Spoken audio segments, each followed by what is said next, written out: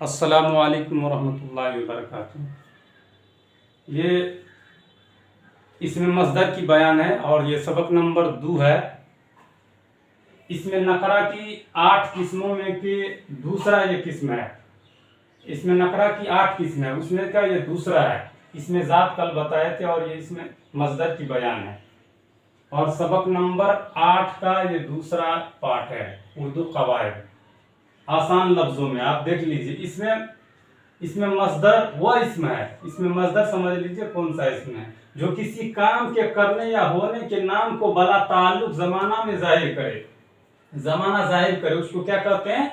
इसमें मस्दर कहते हैं। जैसे मिसाल के तौर पर लिखना, करना, तोड़ना, पढ़ना, गिराना, लड़ना, सिलना, धोना, हंसना वगैरह। ये क्या है?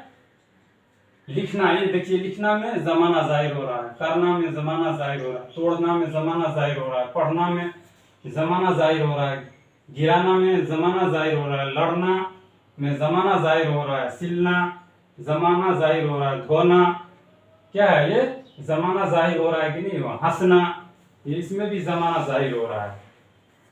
आप देख लीजिए, काम के नाम को इसमें मस्दर कहते हैं। काम के नाम को इसमें मस्दर कहते हैं। अच्छी तरह समझ लीजिए इस बात। मगर हर वह लफ्ज जिसके आखिर में ना हो, क्या होगा? इसमें मस्दर हो जाएगा।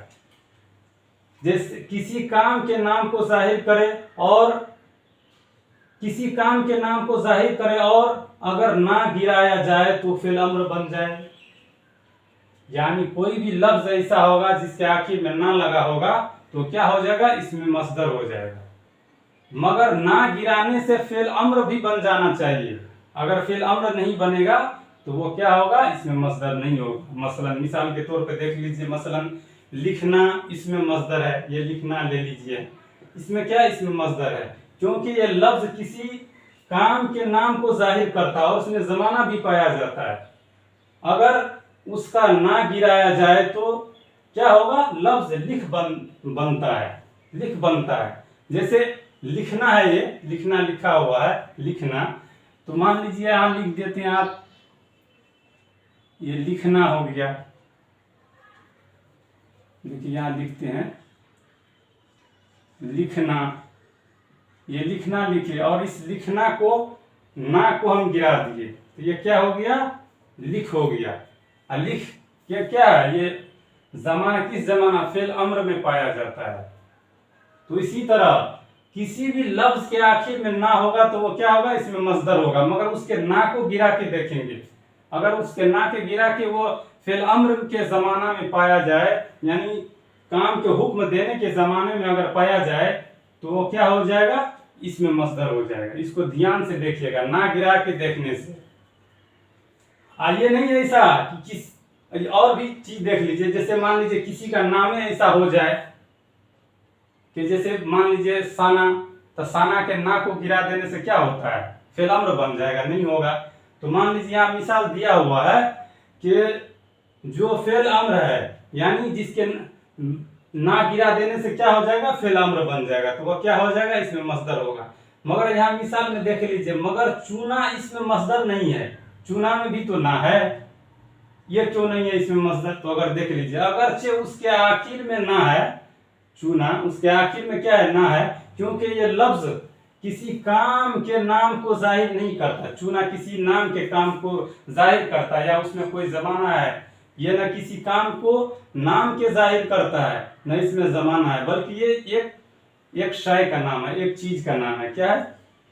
चूना। किसी के नाम को जाहिर नहीं करता। ये क्या करता है? किसी के नाम को जाहिर नहीं करता। ये लफ्ज क्या करता है? किसी के नाम को जाहिर नहीं करता। ये एक चीज है। अगर उसका ना गिराया जाए तो ये फेल अम्र नहीं बनेगा। ये क्या होगा? फिर चूना के ना को हटा दिया जाए यहां से तो क्या होगा? चू हो जाएगा। तो ये किसी मतलब का वो माने नहीं रखता, फेल अम्र में नहीं जाता। लिहाजा चूना इसमें जात है, इसमें मस्दर नहीं। कल जो पढ़े हुए थे इसमें नकरा की पहली किस्म, ये चूना क्या है? उसकी पहली किस्म है। और इसमें मस्दर क्या है?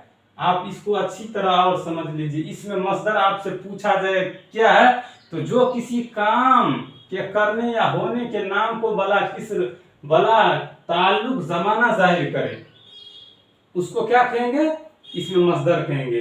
काम के नाम को इसमें मस्दर कहते हैं, काम के नाम को इसमें मस्दर कहते हैं, और उसके आखिर में ना होगा, और ना गिरा के देखेंगे तो फिल अम्र बन जाना चाहिए। अगर नहीं बनेगा तो इसमें जात हो जाएगा, और अगर गिराने से फिल अम्र में आएगा तो इसमें मस्दर हो जाएगा। तो ये बात आपको अच्छी लगा होगा और समझ में आया होगा, और अगर नहीं समझ में आया होगा तो आप लोग मैसेज कीजिएगा, इंशाअल्लाह उनका बेहतरीन जवाब देंगे और उसको अच्छी तरह बयान करके बताएंगे। मेरा काम ही है आप लोग को बताना, समझे। इसमें अगर कोई चीज कोई बात अगर आपको समझ में ना आए या हम ही से कोई गलती हो जाए तो आप लोग बताइएगा, इंशाअल्लाह उनको सुधार करके अच्छी वीडियो बनाएंगे। अस्सलाम वालेकुम।